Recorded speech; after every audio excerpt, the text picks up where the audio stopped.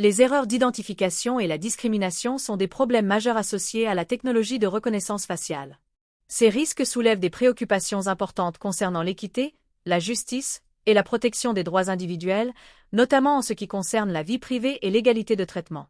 Erreurs d'identification.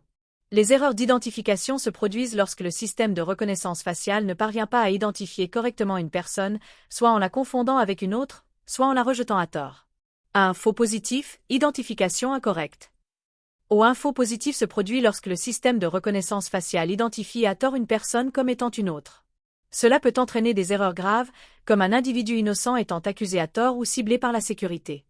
Par exemple, un mauvais identifiant pourrait conduire à l'arrestation d'une personne innocente ou à l'accès non autorisé à des informations sensibles. 2 faux négatifs, non-identification.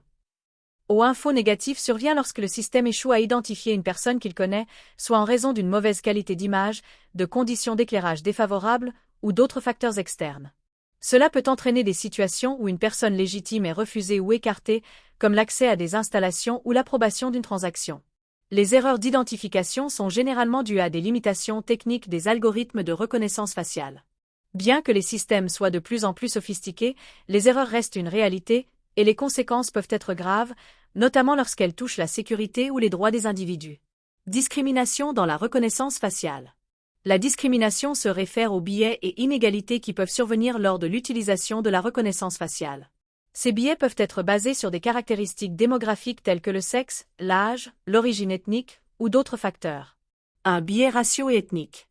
Plusieurs études ont montré que les systèmes de reconnaissance faciale sont souvent moins précis lorsqu'ils sont utilisés pour identifier des personnes issues de groupes ethniques minoritaires, en particulier les personnes de couleur. Par exemple, une étude menée par l'Université de Georgetown a révélé que les systèmes de reconnaissance faciale étaient beaucoup plus susceptibles d'échouer lorsqu'il s'agissait d'identifier des visages noirs ou latinos par rapport à des visages blancs. Ce biais racial peut être dû à un manque de diversité dans les bases de données d'entraînement utilisées pour enseigner les algorithmes. Si un système est principalement formé sur des images de visages blancs, il risque de moins bien performer avec des visages d'autres races. 2 biais de genre. De même, les systèmes de reconnaissance faciale peuvent être biaisés en fonction du sexe. Par exemple, les femmes, en particulier celles ayant une peau de couleur, sont souvent mal identifiées par certains systèmes. Les hommes blancs, en revanche, sont généralement mieux identifiés. Ce biais est souvent lié à des problèmes similaires à ceux observés pour les biais raciaux, où les algorithmes sont moins efficaces sur des groupes sous-représentés dans les données d'entraînement. 3 biais d'âge. Les systèmes de reconnaissance faciale peuvent également avoir des difficultés à identifier les personnes âgées ou les jeunes enfants en raison de la variation des caractéristiques faciales associées à l'âge, comme les rides, la texture de la peau ou les traits moins définis. Cela peut entraîner des erreurs de reconnaissance, en particulier dans les contextes où une identification précise est cruciale, comme dans les aéroports ou lors de l'authentification bancaire. Conséquences de la discrimination. Injustice systémique. La discrimination dans les systèmes de reconnaissance faciale peut exacerber des inégalités existantes, comme la discrimination raciale et de genre.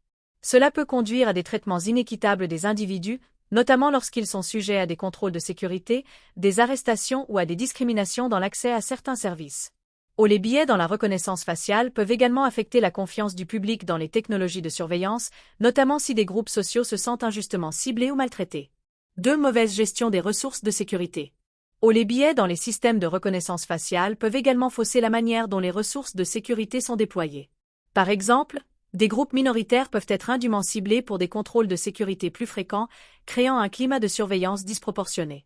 Cela peut entraîner un gaspillage de ressources, car les autorités pourraient se concentrer de manière excessive sur des groupes sous-représentés, tout en négligeant d'autres menaces potentielles. 3. Perturbation de l'égalité des chances. Les systèmes de reconnaissance faciale biaisés sont utilisés dans des contextes comme le recrutement, les écoles ou les systèmes de santé. Les individus peuvent se voir refuser des opportunités en raison de biais non intentionnels. Par exemple, si un système de reconnaissance faciale est utilisé pour évaluer des candidatures à des emplois et qu'il présente des biais de genre ou raciaux, certains candidats peuvent être désavantagés. Solutions possibles. Amélioration de la diversité des données d'entraînement. Pour réduire les biais, il est essentiel que les systèmes de reconnaissance faciale soient entraînés sur des ensembles de données représentatives de la diversité des populations. Cela inclut une plus grande représentation des personnes de différentes ethnies, âges, sexes et autres caractéristiques démographiques. 2. Audit et régulation des technologies. Des audits réguliers et des tests externes devraient être effectués pour vérifier les performances des systèmes de reconnaissance faciale, en particulier pour évaluer leur précision et détecter tout biais potentiel. De plus, des régulations pourraient être mises en place pour limiter l'utilisation de ces technologies, en particulier dans les secteurs sensibles, et garantir qu'elles ne soient pas utilisées de manière discriminatoire. 3. Utilisation de technologies alternatives. Aussi, la reconnaissance faciale présente des risques importants de discrimination ou d'erreur. D'autres technologies d'identification, moins biaisées et plus précises, pourraient être explorées et utilisées. Par exemple, les technologies de reconnaissance vocale ou d'empreintes digitales pourraient offrir des alternatives moins sujettes à des biais raciaux ou de genre. Conclusion. Les erreurs d'identification et la discrimination sont des défis majeurs pour la reconnaissance faciale, particulièrement en matière d'équité et de justice. Pour garantir que ces technologies soient utilisées de manière éthique et non discriminatoire, il est crucial de les encadrer rigoureusement, d'améliorer la diversité des ensembles de données d'entraînement et de mettre en place des mécanismes de contrôle pour éviter les abus.